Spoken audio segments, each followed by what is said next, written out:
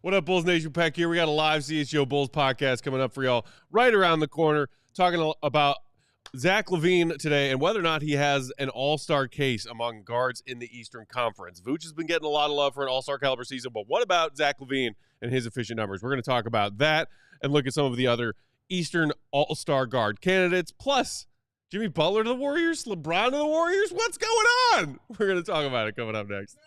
Next.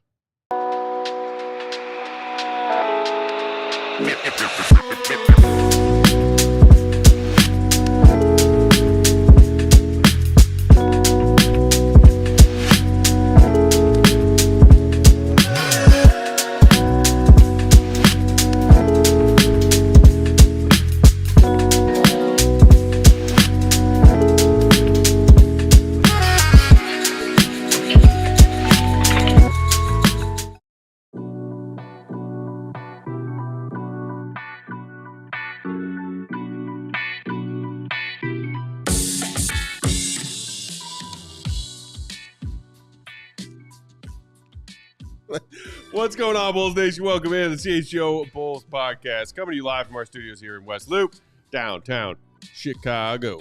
I'm Peck, Bulls _ Peck. That's Big Dave. Bam! Bow! BAWL Sports. Will the GOAT, perfectly coiffed. Gottlieb, Will _ Gottlieb. And Queen of the Controls, the one and only Katie Duffy. What's up, Katie? Hi. How we all doing? Wednesday, hump day. Little too excited over there. What? I'm excited. We got a live Bulls pod. I'm We got just fun kidding. stuff. I've never seen Matt happy before, so it just threw me You know out. why? You know why? Because we were in the exact middle of the Bulls not playing basketball and making me depressed. That's true. That is like what's 4 straight break with no Bulls basketball. I mean, there's Bulls basketball in the sense that we're still talking about it. Sure. But seeing it and talking about it, two different things for you. Yeah. Mm-hmm. I feel like at least one of the bricks has been lifted off my chest. That's nice, man. For That's 48 nice. hours. Yeah. Oh, yeah. The brick's going back. Oh, they're going right back on there. Right back on top of that chest, sir. Oh, my goodness. But, yeah, everything's good. Go. Good. Went to practice today. Flex. Talked to Coby for a little bit. Flex. Bulls are practicing now. This is like the first time that they've had to actually practice during the season since training camp, because they've just had so many games. They had like 5 and 7, 17 games in November. So they're kind of treating this like a mini training camp here. And, yeah. Everybody's recharging a little bit, I think. Everybody's recharging the batteries? Recharging the batteries. Okay. Did you get a chance to get a glimpse of the practice or? No glimpses. No glimpses? Okay. No glimpses. Just checking. Seeing what you saw. Who was the sweatiest person you saw there? Were there any beads by the time visible we get in on there, Patrick Williams? Yes. By the time we get in there, it's mostly just like guys shooting around. So it's like nobody's really working that hard at that point. Was there any update on P. Will after practice today? Did not speak to Billy, so don't know. Okay. Usually he's available, but we gave him the day off since we had him Tuesday, and then obviously we'll have him again tomorrow. But I mean, all indications from Patrick yesterday and Billy were he's going through practice. He's been feeling good. Coby said he was looking good today, and they were doing like full scrimmaging today. Yesterday was a lot of like shell drill and like walking through stuff and, you know, making sure that like watching film and like learning the reads a little bit better, learning the defensive positioning a little bit better. And today was like full on scrimmaging, and Coby was saying like, people forgot how strong Patrick is. Like he's moving people out of the way, and like, And by people, you mean Patrick Williams forgot how strong Patrick Williams is. Some of his teammates may have, because they've been playing with 4 guards. They've been playing with Modest, obviously, who's much skinnier. So, you know, Coby was saying Patrick came in very confident. So that's great. We'll see what that turns into, but that's what I can report. All right. Superty duper. Awesome. All right, guys. Before we dive into the case for Zach LaVine being an all-star this season, wanted to touch on the craziness that came from Brian Windhorst. I believe he was on Get Up, the ESPN morning show, and he was talking about the latest goings-on as the NBA in-season trades talk ramp up, as we have spent a lot of time discussing. By the way, go check out yesterday's show. If you missed it, we had the one and only Jake Fisher on talking all the latest as far as what's going on with the Bulls in NBA trade world. But this one from Windy just set NBA Twitter on fire in only the way that Windy can. Basically, all signs point to Jimmy Butler and the Miami Heat parting ways. Didn't get a deal done. There's the aggregation from NBA Central. Thank you, Katie. The Warriors targeting Jimmy Butler and also LeBron James. It's trending towards the divorce for Jimmy and the Heat. No extension this past offseason. Wendy said, if Jimmy is available and the Warriors feel like they need to upgrade, which everyone around the NBA is saying the Warriors want to do, that could be something to keep an eye on. Yeah. But who else is on the Warriors list, said Windhorst? That's LeBron James. The Warriors have dreamed of pairing LeBron with Steph and Draymond since last year. They made an inquiry, and it got shut down last February. Also citing LeBron and his closer connection to Steph Curry and Warriors head coach Steve Kerr, shout out to the legend, and their time spent on that, juggernaut Olympics team last year. Zach LaVine. Wendy also noting that LeBron has a no-trade clause in his contract. Yeah. So it all comes down to whether or not LeBron decides that the Lakers are getting it done and that he is not only willing but wanting to move teams yet again this late in his NBA career and go play with Steph and the Warriors. Windhorst did clarify nothing, no indication at this moment from LeBron that he wants the Lakers to do anything like trade him. What he wants them to do is upgrade their Lakers roster that they currently have that is not championship caliber. At least that's the way it looks right now. Okay. So that saves me from going in on LeBron and saying things about him. So nothing has been said about him. Nothing's come out. So I can't really say anything about him. On paper, obviously this looks amazing. LeBron James on another super team. Draymond, him, Steph. The passing will be outstanding and spectacular. They'll be fun to watch. LeBron won't have to do as much. He won't be asked to win games. He'll just ask to be LeBron and pass the ball and get rebounds and, be the great, amazing basketball player that he is. And, that will continue with guys like Steph Curry. I'll talk about legacy and all that a little later. If this becomes real and all the other stuff, I'll get into all that later. But, just on paper, sure. Looks like a video game. I wonder how long or how good, how much better it makes Golden State. Because I'm thinking that big three right there, those guys are, up in age a little bit. Even though Golden State's playing amazing right now, they're playing really great. Draymond Green, honestly, is playing really, really well this season. He hasn't gotten into too much trouble this season at all, so that's always good. So, it would be interesting to sit and watch, just as an NBA fan, to watch LeBron and Steph Curry and those guys playing on the same team together.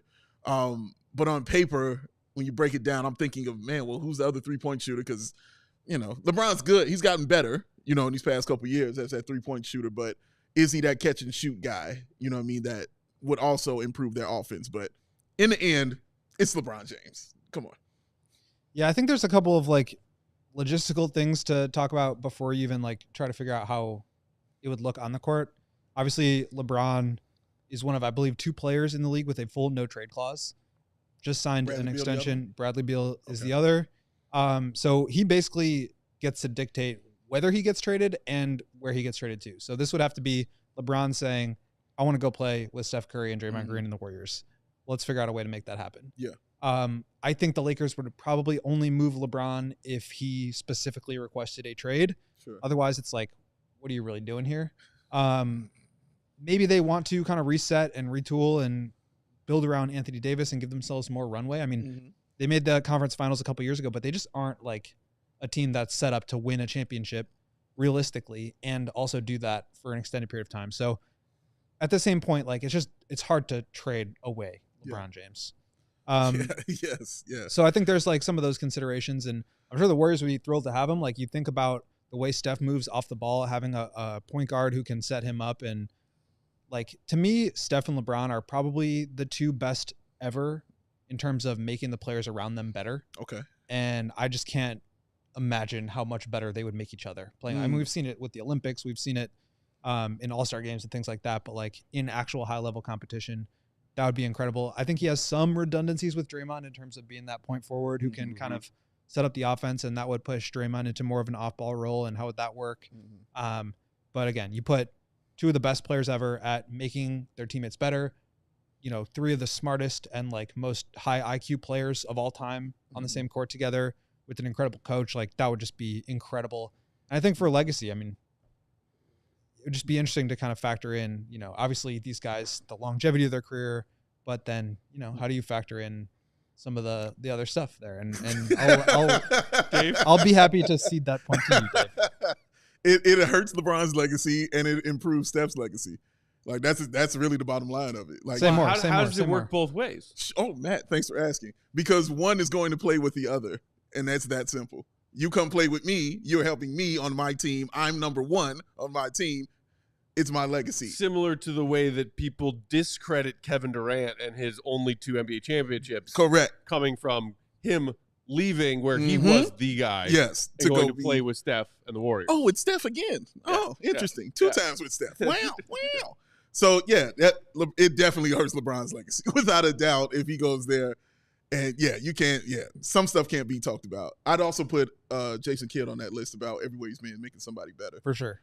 Everywhere he went, he took that, made that team to the playoffs. For sure. I mean, there's so many great players, but I just feel like. I'm just talking about when you said the top guys, I'm just thinking top 5 in my head. I would put him in my top 5.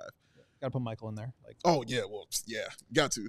I mean, Jud Bushler, shout out. Man. Fish in the comments saying, not to sound petty, but I don't want to see Bronny get a chip. And that's the other question. Yeah, where does Bronny go? Is Bronny a part of this package? The other thing that I saw after Wendy was on Get Up on ESPN, I can't remember if it was him or somebody else saying that, like, if there were to be a Lakers trade involving LeBron James, it would also involve Bronny. Like they would attach Bronny in that trade somehow. Be like, so we only drafted you because your dad is here. No offense. Did y'all see that? Oh man. That like Bronny highlight from a recent appearance.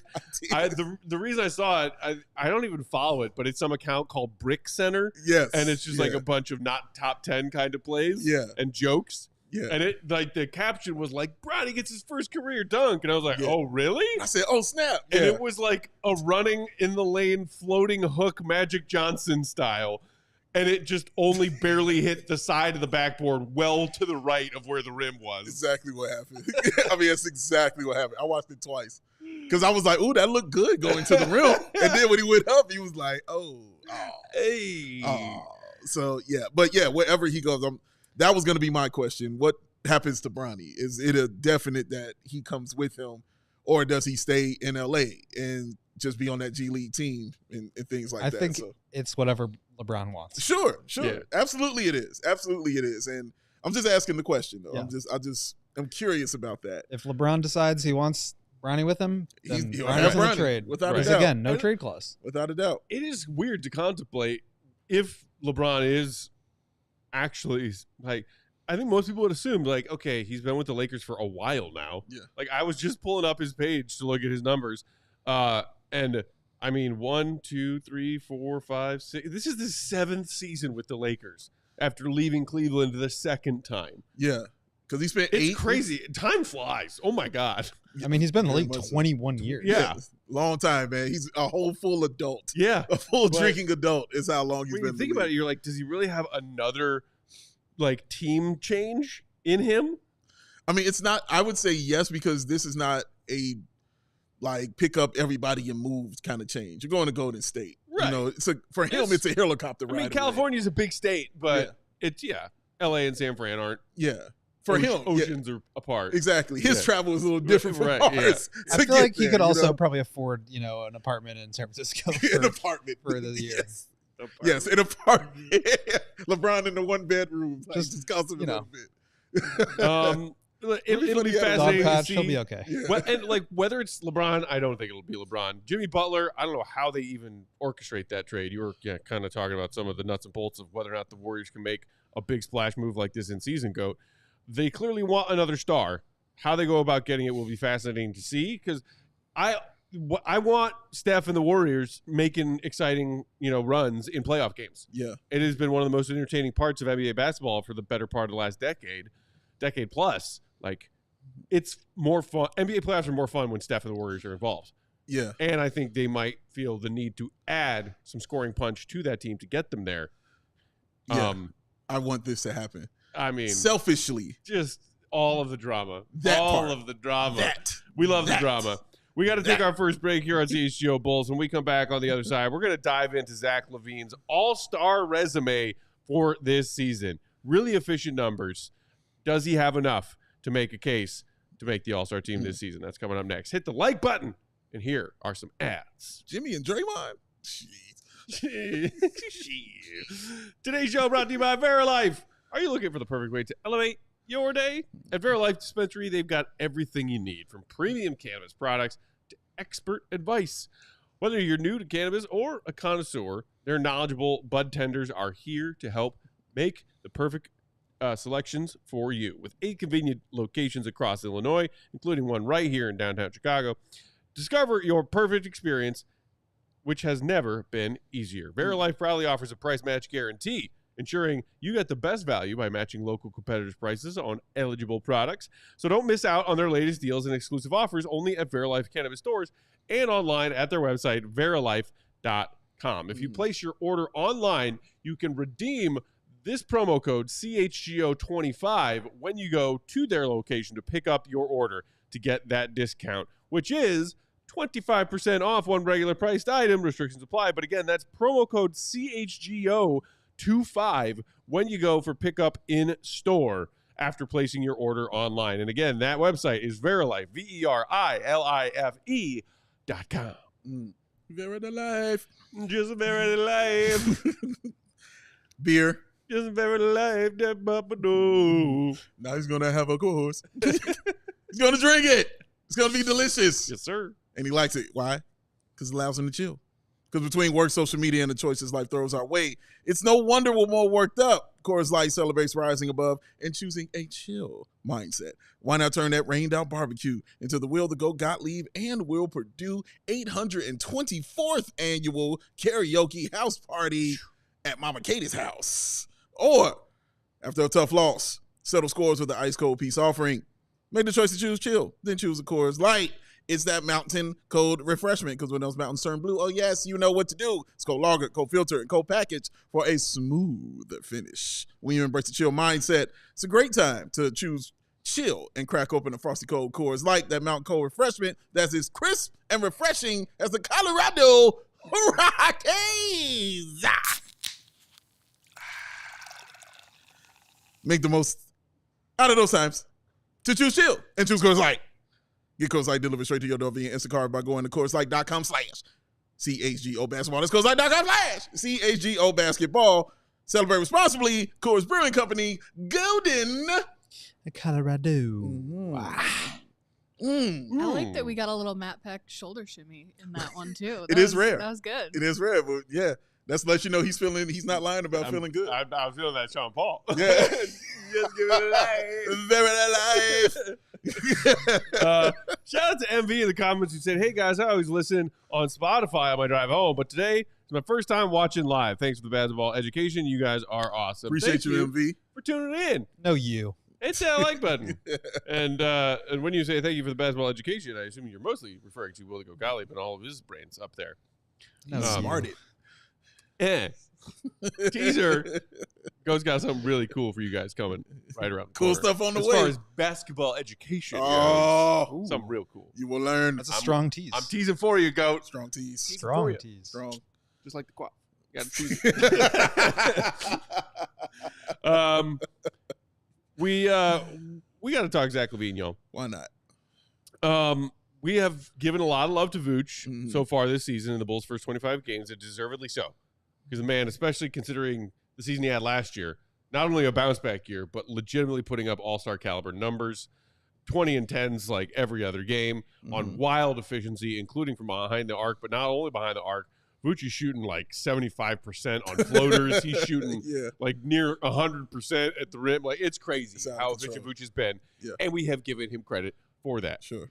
But, Dave, you said you wanted to have a conversation about Zach LaVine and his case of making the All-Star team this year. Because in his own right, and, you know, he only missed those 3 games. So he's played 22 of 25. That's correct. And in these 22 games, his numbers are pretty respectable, Katie, if you have those LaVine numbers this season so far. Just over 22 points a game on 50.6% from the floor, a career best 43.2% from downtown, 80% from the free throw line, true shooting percentage of 63.6, also a career high, and 4.5 boards, 4.2 assists. That kind of same number of efficient, like also chipping in on the boards, also chipping in with dimes, way that we have come to expect from Zach LaVine in his Bulls career. Yeah. And quick note, that 50.6% is 1/100th of a point away from being a career high also. It was one of his 2 first All-Star seasons when he finished with 50.7. That's correct. So these are respectable numbers, Dave. Are they All-Star numbers? For myself, yeah, I think there's a case, yes.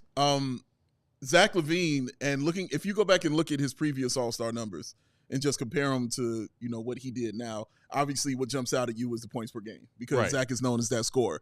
So the points per game are lower this season, but he's also taking, less field goal attempts. He's also playing, less minutes than those 2 years, when he had those 2 All-Star games. So, but to do what he's doing, but do it at the same kind of efficiency, for me, is spectacular and really amazing to watch.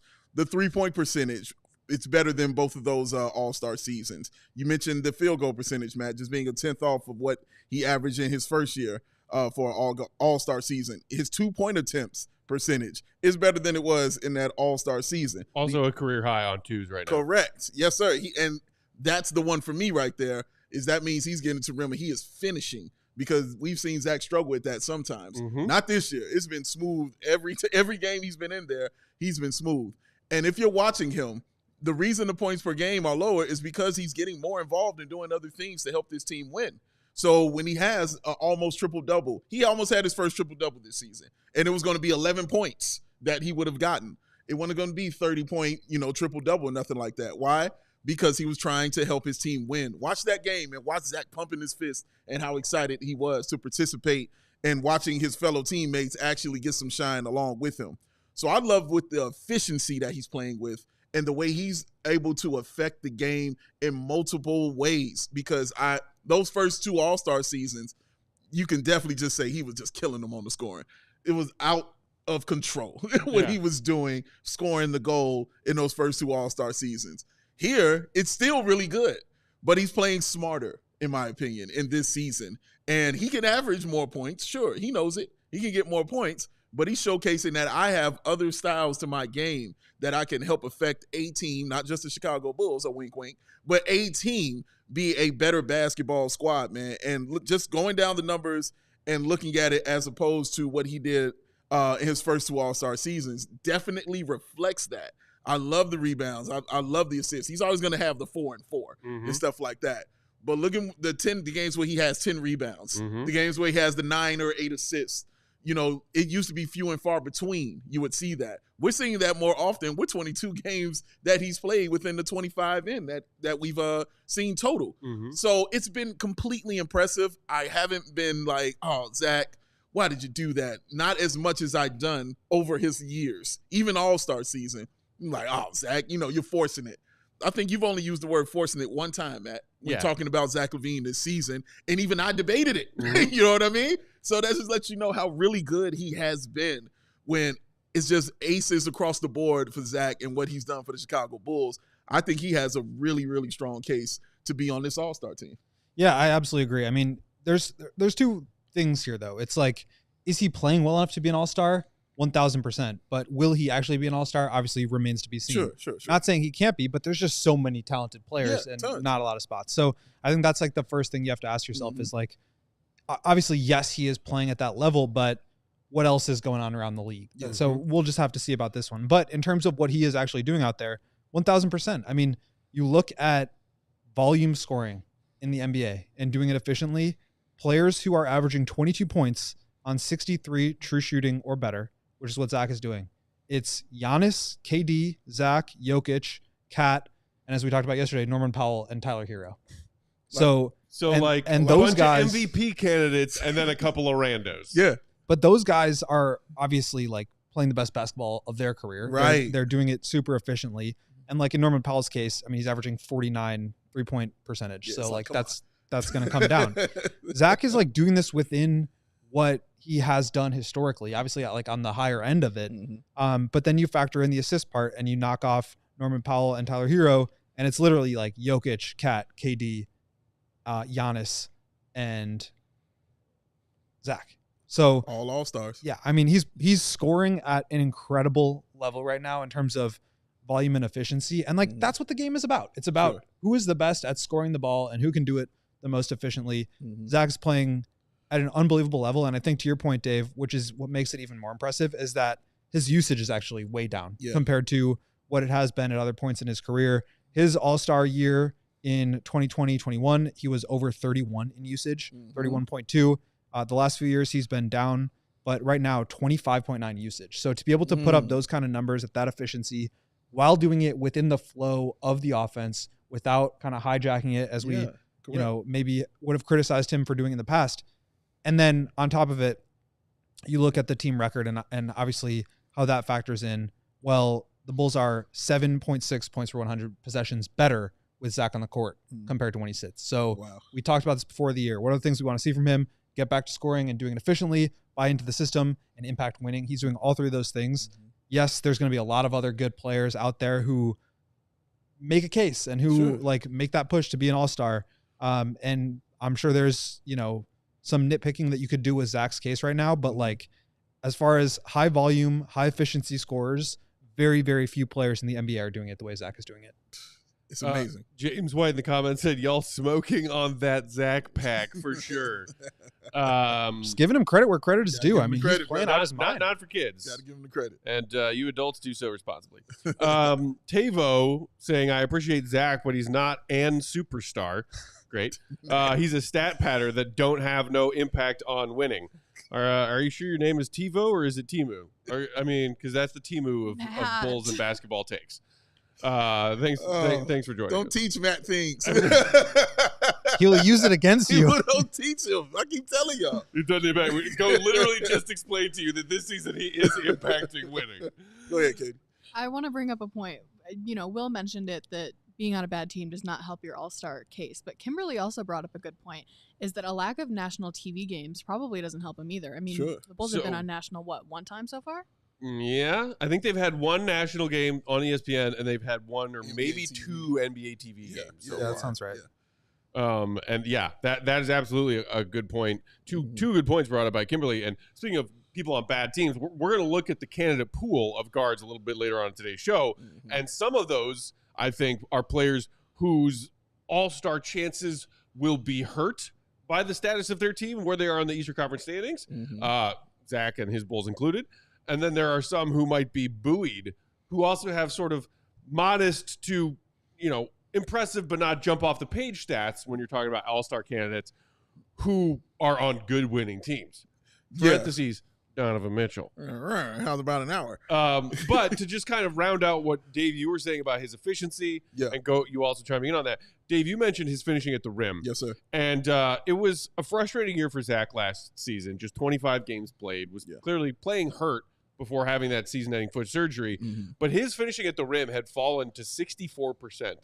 When his past few seasons, including his two all-star seasons, he had been somewhere around 69 or 70%.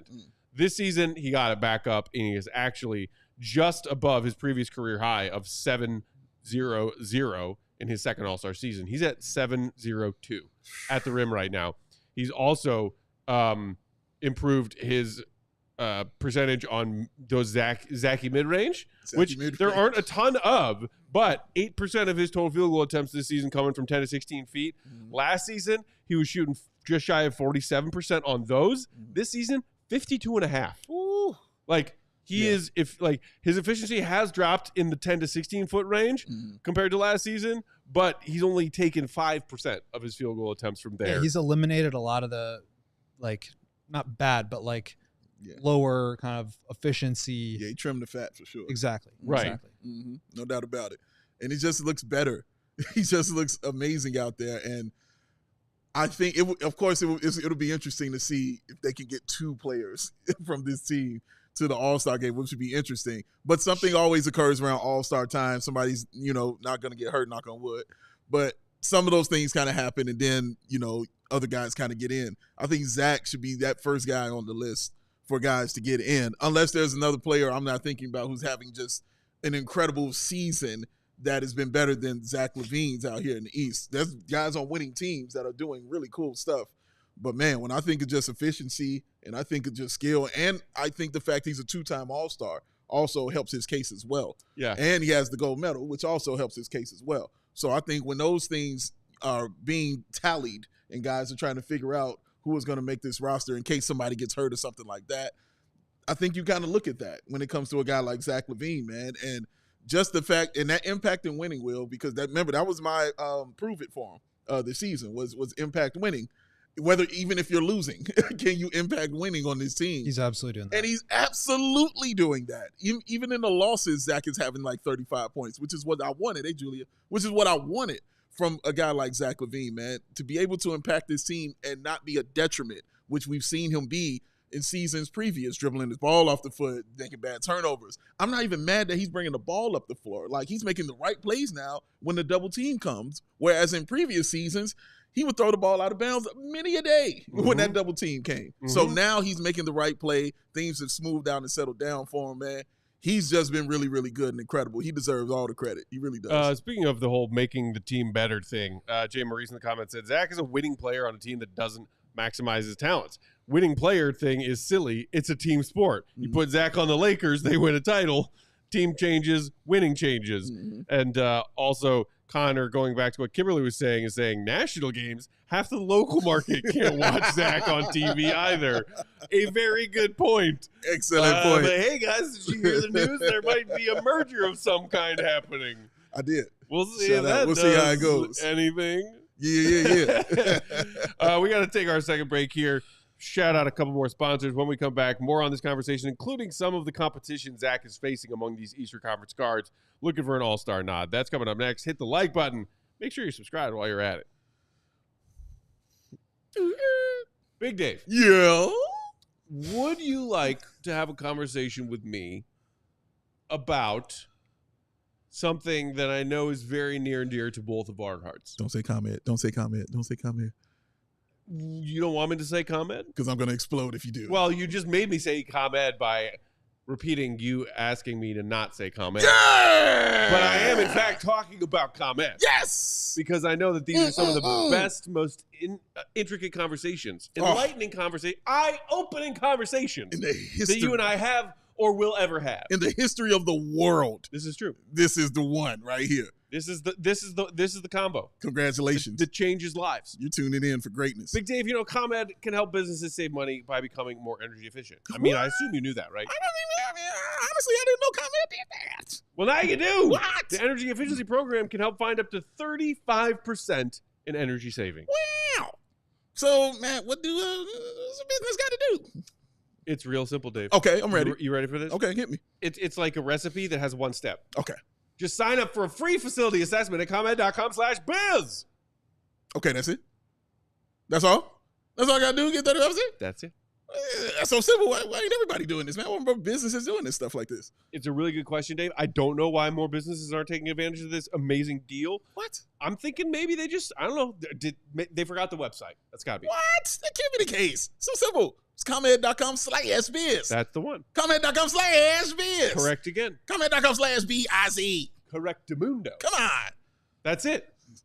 Terms and conditions apply. Offers are subject to change. Actual savings vary by customer's energy usage rate. The ComEd Energy Efficiency Program is funded in compliance with state law. Oh, One more time. ComEd.com/biz. This one goes out to Mama Katie. Hey. Empire's in the house, ladies and gentlemen. Oh, it's Empire Today. Because with Empire Today, you get a shop at home convenience, the right product for your needs, and quick and professional installation at a low price guarantee. Empire Today is the best place to get new flooring, so of course they got copycats. But Empire cannot be beaten on quality, service, speed, so competitors advertise low-quality products that Empire simply won't carry. All right? Empire won't promise the lowest prices because anyone who does that is just putting flooring in their home that they wouldn't put in their home. Empire's philosophy is to help you find what you need, not overwhelm you with thousands of choices and substitutes and woozies and wazies. What they leave out of their selection is just as important as what they put in. And of course, they got that virtual floor designer, y'all. It's a great way to see how those floors will look in a new home. Clickety-clack, take a snap. That's a picture. Cool kids say snap. It's easy. Snap it. Do you and Snapchat? Oh, my God, man. All the time. And that's what I do when I snap tap. I say snippety snap, clickety clap, clickety clap. All the kids are doing it. And all the kids are going to Empire and using the virtual floor designer after they talk to Johnny Furphy.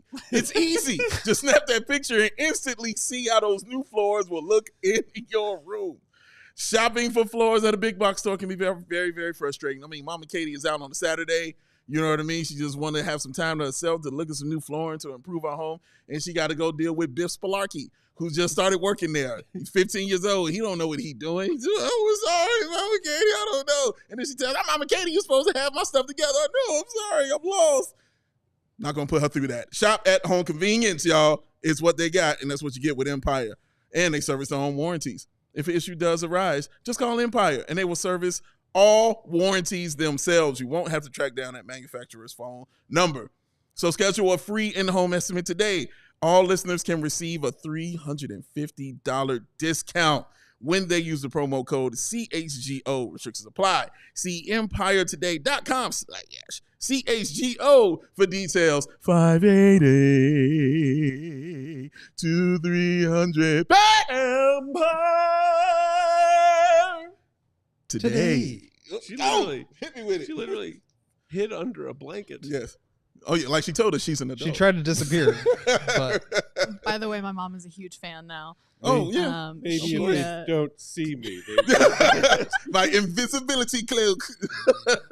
Shut up, Matt. Only 2 more Deathly Hallows to go, Katie, and then you will be invincible.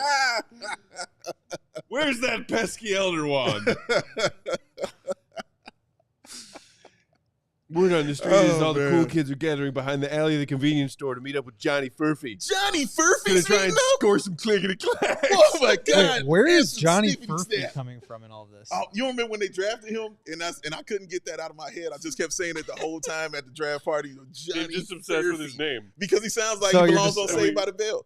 Yeah, and we played against him the other night. Yeah, and we did play against him. Yes, man, Johnny Furphy. That's right. One of the fans remembered it. Like, Gio was like, oh, he's bringing it back. You got that right. Gio just said, Big Dave, did I hear you say Johnny Furphy? I'm thirsty now. That's right. We also, that must have been after with the help of some of our viewers, learned that Furphy is a beer in Australia. Yes, we have definitely heard that. We got to get some Furfies up in Chicago. Got to bring them up, man. Give us some Furfies. Should have got him on the pod. Took the conversation a real sharp turn. Is that what you call those people? No, Uncle Will, it's not. Oh, man. Back to our conversation about Eastern Conference All-Stars. Yes. So Connor's point about the whole, like, hey, it's not only that the Bulls aren't playing a lot of national games, but like, half of the local market Bulls fans can't watch this team right now. Yeah. Which is true. And when you're talking about all-star starters, 50% of that vote is fan voting still. 25% other players, 25% media. Then when you get to the reserves, those are selected by the coaches of the 2 all-star teams. Okay. 7 reserve spots for a total all-star roster of 12 and 12, right? Of the 7 reserves, the coaches have to follow the regulations of 2 guards, 3 players from the front court, so forward/centers, and then 2 wild cards that are up to the coach's decision. So when you're talking about whether or not Zach has an outside shot, a dark horse shot to make an all-star team this year, you're talking about anywhere from 4 to 6 guards. Correct. In the East. Yeah. I mean, he could factor in as a forward too. That's what I was going to say. I'm not sure that's what he's how been playing. he will be on the ballot. Right. So he last season, the last several seasons has been listed as a guard. Heck, even DeMar DeRozan was listed as a guard. But he's certainly not playing guard for this team. No, because the Bulls have lots of those. I mean, Zach's playing. I mean, if you want to put positions on it, he's playing the 3 most nights. Yeah, most nights he's on the 3. Yeah, I mean, maybe even the 4, depending on how you look at it. Yeah. They're starting Coby, Ayo, Giddey, and Zach. So. Yeah. So you're talking about, say people throw him, as a forward, then maybe that expands to anywhere from 4 to 7 slots available. Yeah. For Zach LaVine. He's got options. When you talk about who are the leading candidates to get those first 2 spots, who's starting in the backcourt, East All-Stars, there are 3 names, I think, and one of them is on a bad team. Okay. LaMelo Ball. By the way, I did not know this until I started looking across the league leading scorers earlier today. You know, he's third in the NBA in points per game right now. He is. Yes, he is. With over 31 per game. Yeah. Because it's Giannis at 32.7, Joker at 32.3, and then LaMelo freaking Ball at 31.1 points per game. That is wild. Yeah, he's something, man. Like he's one of those great reasons to have league pass, no doubt. I mean, he's taken 25 shots a game. Yeah, I mean 43% from the field, 35.5 from three on 13 3-point attempts per game. Yeah. Stupid bonkers. I also want to point out that's in 18 games. Yeah. That he's doing in 18 games. 18. While also averaging 7 assists and 5.5 boards. The boy's nice, man. He also has 4.5 turnovers per game. Mm-hmm. And also injured a lot. His brother would never. No. But so just because of the sheer volume of scoring and production. Mm-hmm. But then the other two names, Damian Lillard and Jalen Brunson. Okay. Brunson and the Knicks. Everybody talks about Tibbs and defense. The Knicks have the best offense in the NBA right now. Sure do. Which is hilarious. And Jalen Brunson is a big part of that, averaging 25 and 8 dimes per game. He's awesome. Bucks got out to a slow start, but they are on a tear recently, flying up the Eastern Conference standings, already above the play-in tournament area. Mm-hmm. And Dame is putting up 26, 7, and 4. So unless either of you have, I don't know, do you see a different name as who is going to get those starting spots for East All-Star guards, other than the 3 names I've mentioned so far? I feel like you have to consider one of Donovan Mitchell or Darius Garland because they're both playing really well and the Cavs are Donovan's starting. Yeah. He's starting, and so then, I mean, if you're looking at winning, it's like, do the Celtics get obviously Jalen and Jason, but like, would they get a Derek White, who was a guy that I think was kind of a snub last year, right? He didn't make it. Is that right? Not that I remember. So yeah, I always kind of look at it through that lens, but then, yeah, I mean, you look at some of the other teams that are winning and it's like, how do those things factor into your vote too? I think you would probably call Franz Wagner a forward, but he's a guy that, you know, has been playing at that level. Yes. Obviously Brunson, Tyler Herro, the Heat are in 5th place in the East. Like there's a lot of competition for that, but my guess would probably be one of Brunson, Dame, or 2 of Brunson, Dame, and Donovan. Donovan Mitchell at 23.7 per game. His teammate Darius Garland at 20.5 points per game. Yeah. And, you know, on that very good Cavs team. Dave, do you think that gets Donovan Mitchell a starting spot? I think Donovan's starting. I mean, when you're 21-4, like, I don't see how you leave that out and not have him in the starting lineup. If you're the best team in the record-wise, you are the best team in the NBA. And he has some Zach LaVine-esque numbers and boards and assists. 4.2, 4.8, 4.4. And he's also a name. It's not just like, you know, he falls ass backwards into having a good season or anything. Does he get that 50% fan vote as much as a name like Jalen Brunson and those insane Knicks fans? As much as Damian Lillard, who has always been a name to garner lots of all-star votes? I think the fans will win that. I mean, the fans, I think, will vote Brunson and things like that. But I think the overwhelming thing will come back, and it will be a guy like Darius Garland. I mean, not Darius Garland, excuse me, Donovan Mitchell in the end, because they will look at 21-4 and being the best team. Like, it will really be that simple, I think. Yeah, and I also think, like, the start of the season really paints the narratives a lot of times. So, like, there's a chance fans could be like, well, the Bucks are trash because they started so poorly and not really realize, well, actually, they're 13-11 right now. Right, yeah. Dame's been playing really well. Yeah. And it's more, oh yeah, didn't the Cavs start like 15-0? Like, Donovan Mitchell should probably be in there. And like, you know, the Knicks are 15-9. Like, shouldn't. So I don't know. I think that's going to be a really close one though. Sure. Like, there's just so many good players, especially guards in the Eastern Conference. Yeah, there are a lot of good ones. I mean, you can make an argument for Trae Young just because the fact that they're hovering around that 6th spot where nobody kind of had them. They just had them as a play-in team kind of penciled in, and they played really, really well. So you can argue that point as well. Except for against the Bulls and the Wizards. Except for the Bulls. Yeah, kryptonite, baby. The kryptonite. So, yeah, I wonder if they take a look at a couple of those guards on the Nets, just to take a look. Like Cam Thomas, you take a look at a Schroeder, you know. Cam Thomas is averaging 25 a game. Yeah, man. Like, he's been really consistent. Like, if he was inconsistent with his, then no. But you're one of the top scorers in the NBA. You've got to at least take a look at him and see. Yeah, and then you got like Tyrese Halliburton. Cade Cunningham is playing out of his mind. Tyrese Maxey, we haven't talked about. Obviously, LaMelo, who you had as potential starter. I mean, he'll be in the game for sure, assuming he's healthy. So there's just so many good players. Even like Jordan Poole is putting up all-star type numbers. Jordan Poole right is now. playing well. As poorly as the Wizards are doing, and he's not going to get in. His numbers are insane. Yeah, he's been doing his thing, man. Yeah, Maxi's putting up 24, 5, and 3 for the Sixers, who, kind of like the Bucks, had that awful start. They've maybe started to rebound a little bit. Bulls just took that L to Embiid and the Sixers on Sunday. But Maxey, holding it down while they were missing some combination of Embiid and Paul George. Yeah. Let's touch on Tyler Herro, because he actually was talking about his all-star resume the other day. Katie, if you please, saying, I would love to be an all-star. It's been a goal since I came into the league. We'll see. I got to get votes. I'm definitely worthy, though. And then what he's done. Over 24 points per game, 5.4 boards, 5 assists, 63.2 true shooting percentage, and shooting 42.2% behind the arc. Very similar numbers to Zach LaVine. Zach just barely edging him out in true shooting percentage, and Zach also edging him out just by the thinnest margins as far as 3-point percentage. But all career highs, by the way. Yes, every single one. Yeah, Herro, and I feel like I got flashbacks seeing this Tyler Herro, comments about, I think I deserve to be an all-star for the first time, and seeing those numbers that are so similar to Zach LaVine's number this season, because I feel like it was a few years back where people were having that Zach LaVine versus Tyler Herro conversation. Yeah, I think it was coming off of Tyler Herro winning Sixth Man of the Year, in like his third season with that Miami team, and the Heat making a finals run, and the Heat turning people's heads, making a finals run, and Tyler Herro being a big part of that. Yeah, and now here we are, present day.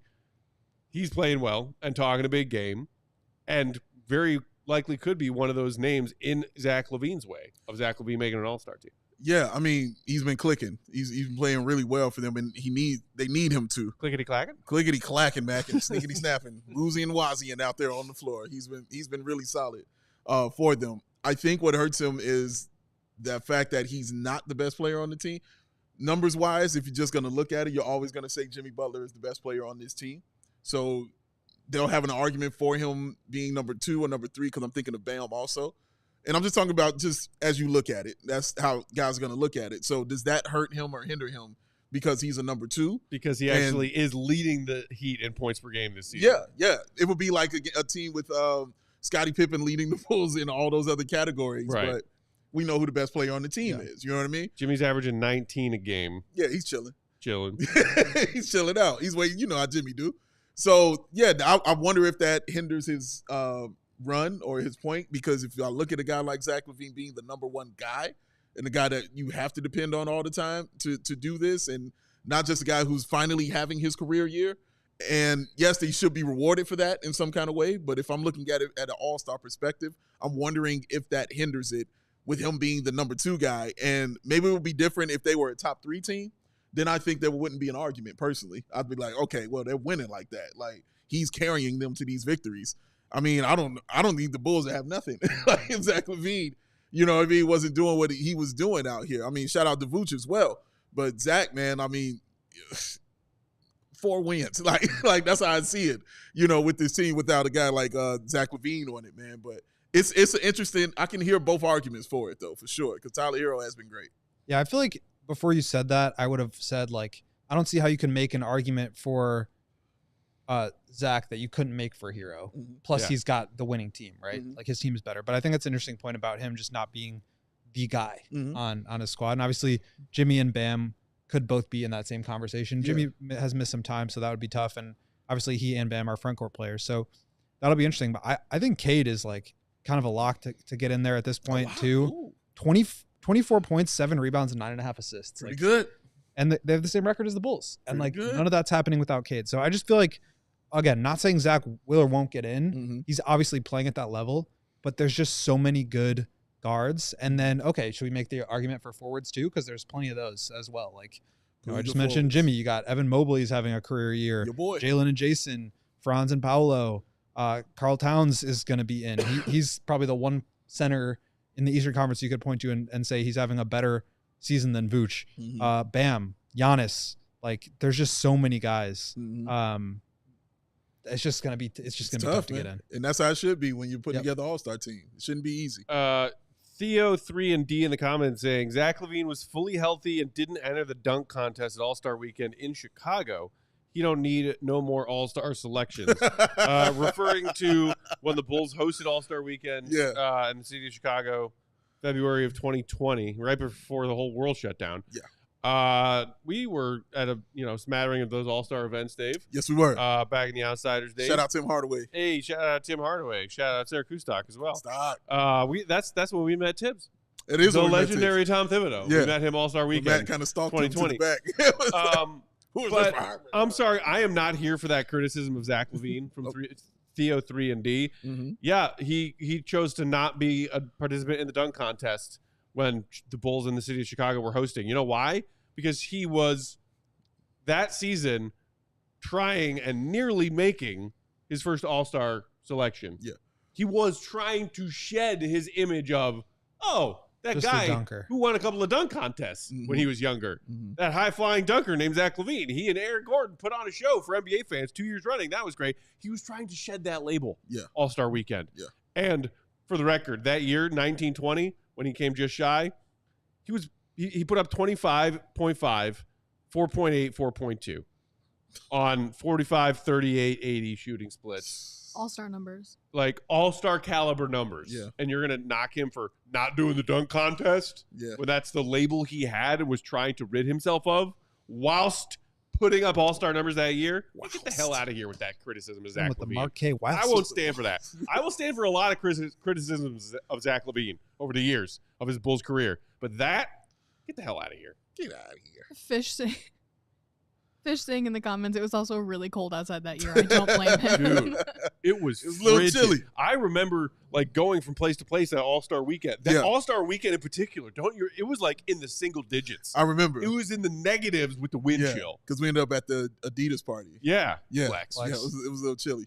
Now, and we're not talking Celsius negative for all you international Bulls fans. We're talking Fahrenheit negative. It was cold, man. Chicago cold. Shout out Frank Vogel, man. Got to meet him. That was cool. Yeah. Frank Vogel. Flex. It was fun. It was fun being there with Matt. Look, all this to say, I think we are, all three of us, and I think most of the comments I've seen in YouTube on the same page that it is a non-zero chance for Zach to make an All-Star selection. Yeah. If he does, it will assuredly be as a reserve. He's not a starter. Mm-mm. And I think maybe in this window of time, this next window of games, as All-Star voting gets closer and then actually opens up, if he goes on a tear, then maybe he can increase his odds. But I'd say his odds right now are bluntly less than 5%. Yeah, I think it's more like, can he maintain this level of play? Because he's kind of on a tear already. Yeah, he is. And it's also like, will his numbers fall off a little bit more, or will some of these other guys not stay healthy? I mean, LaMelo Ball's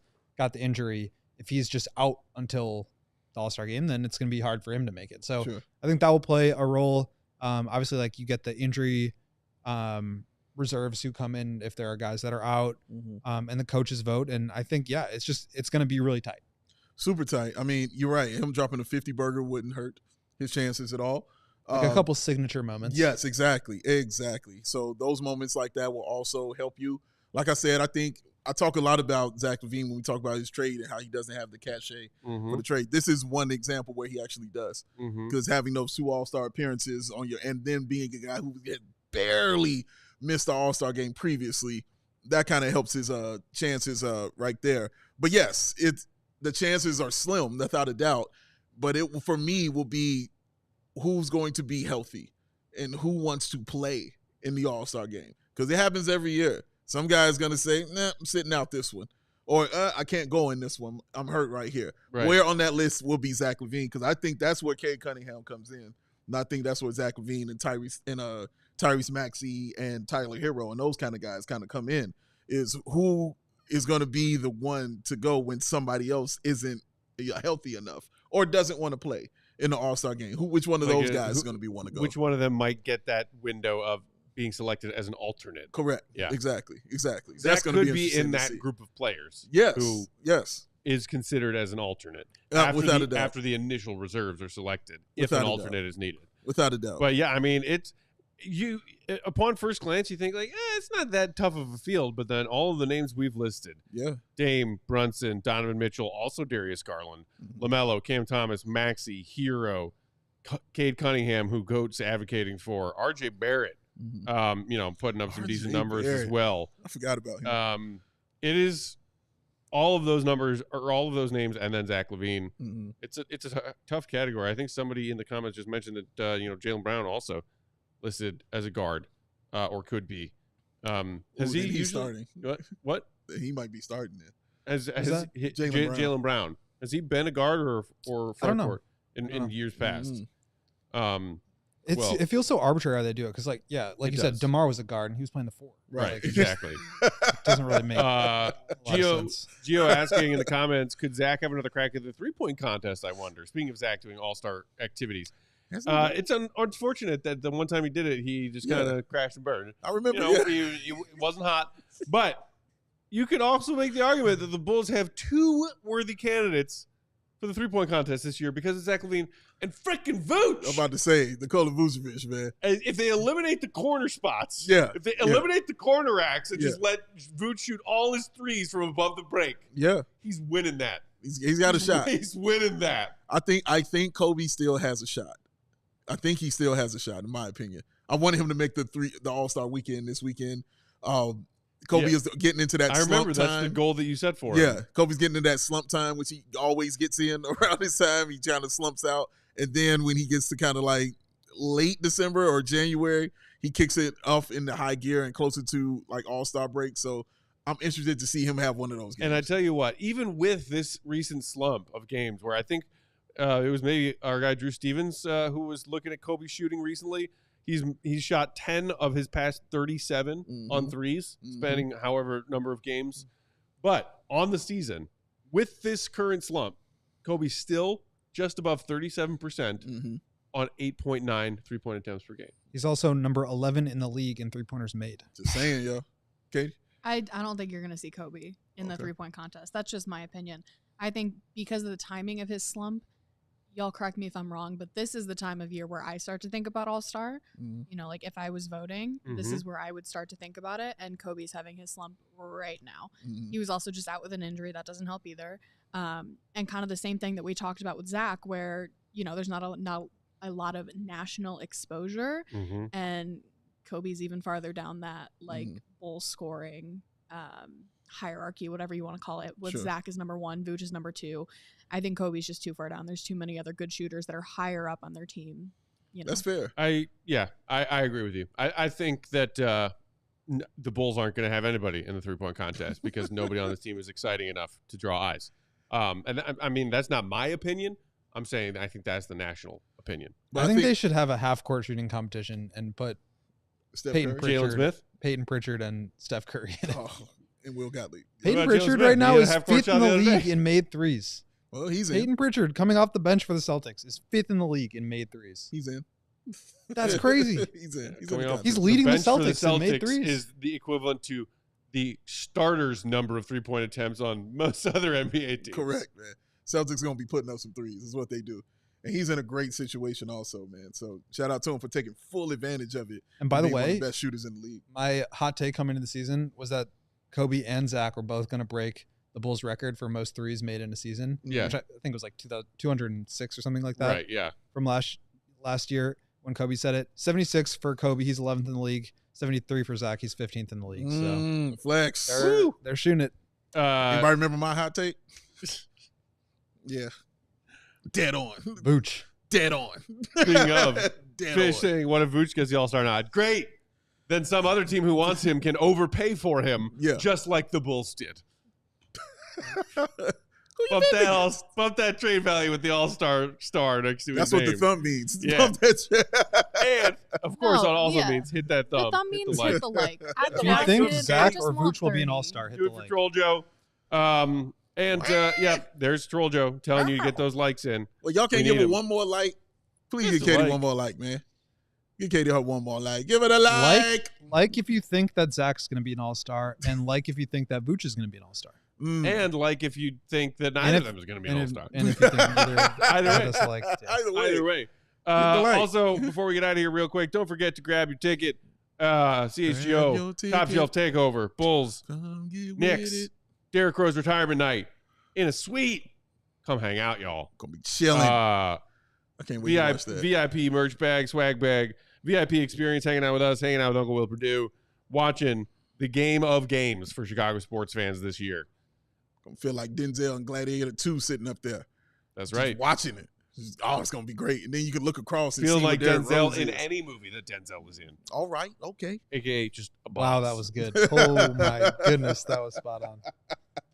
Will like my Denzel. Shout out. That was very good. I used that meme on Twitter today where he's like, I'm putting this dress on and these rings and I'm going crazy. And it's just wiggled its way into my heart. I love that so much. Join us. Tickets are very limited and they are moving. So grab yours while you can. And of course, CHGO diehards get a significant discount. Yes, you do. On this Top Shelf. Congratulations to you. Event. We are back tomorrow, same time, same place, 5:30 Central Time with another live pod in this quiet week of no Bulls basketball games. But we are getting one day closer to that game where they're back in action against LaMelo and the Hornets on Friday. Will to go, Will_Gottlieb. All his stuff at allchgo.com. That's where you can read it. That's where you should read it. Big Dave, Bobby, WL Sports, on Bulls_Peck. We are CHGO_Bulls. Shout out and thanks to one and only Queen of the Controls, Katie Duffy. 588-2300 Empire. See you right again. Peace and love, y'all. We all silly like the mayor.